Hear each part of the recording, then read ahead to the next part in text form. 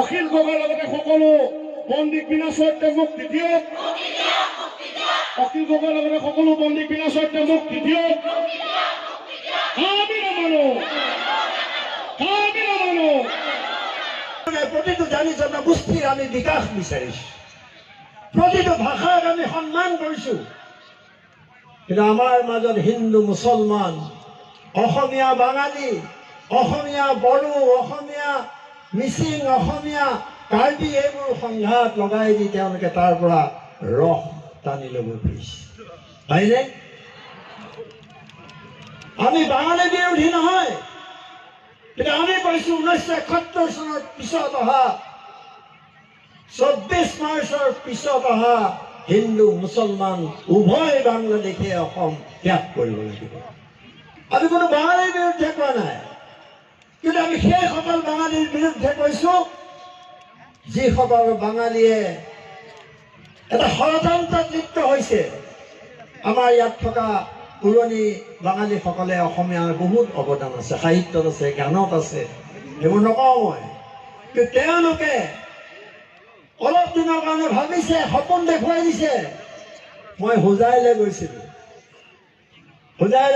শিলাদিত্যৰ জেগাত প্ৰথমবাৰ গৈছো মই, কোনো সভা হোৱা নাছিল, তাত অগণন মানুহ আহিছে।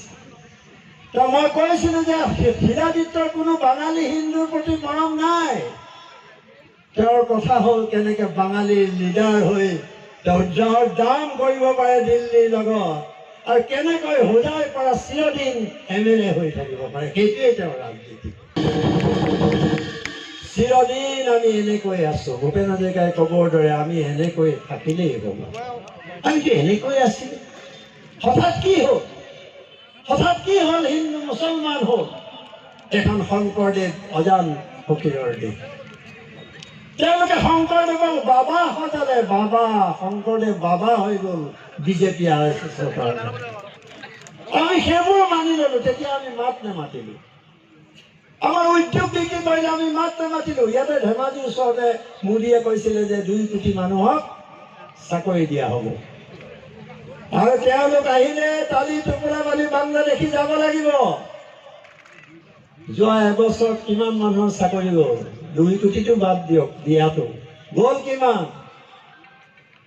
1 কোটি মানুহৰ চাকৰি গৈছে যোৱা এটা বছৰত ডিমনিটাইজেশ্যন আৰু GSTৰ কাৰণে, বিমুদ্ৰাকৰণৰ কাৰণে। এইবোৰ জানিব লাগিব, আমি প্ৰশ্ন কৰিব লাগিব।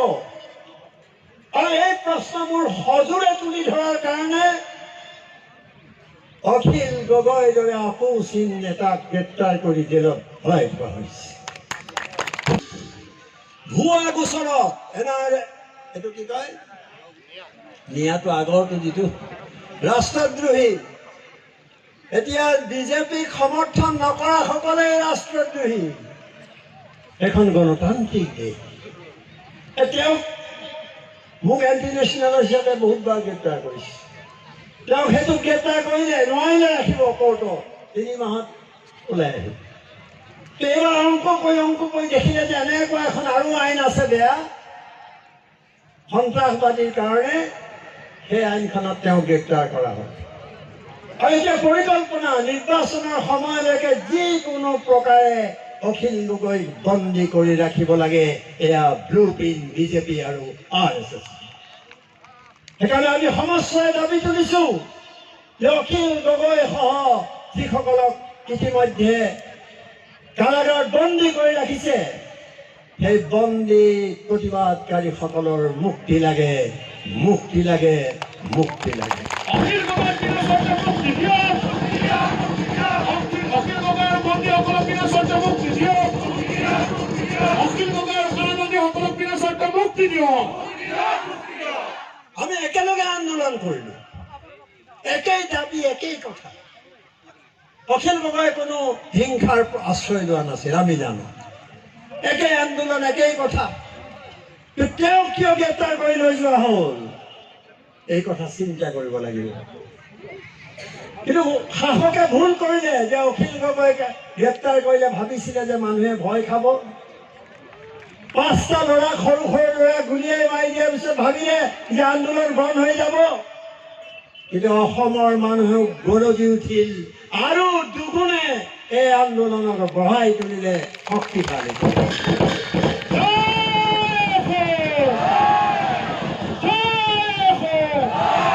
অসমত লাখ লাখ মানুহে কাৰফিউ ভাঙিলে গুৱাহাটীত।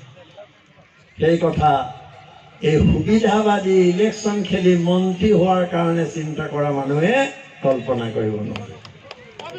দেৱকান্ত বৰুৱাৰ এটা কবিতা আছিল, দুটা ফাঁকি। আপোনালোকে হাত চাপৰি বজাইছে, মই কৈ আছো, কিন্তু হাত চাপৰি যেতিয়া বন্ধ হ'ব মই বন্ধ হ'ব, তাৰ মই বুজিম যে আপোনালোকে মোক আৰু ৰাখিবলৈ কৈছে।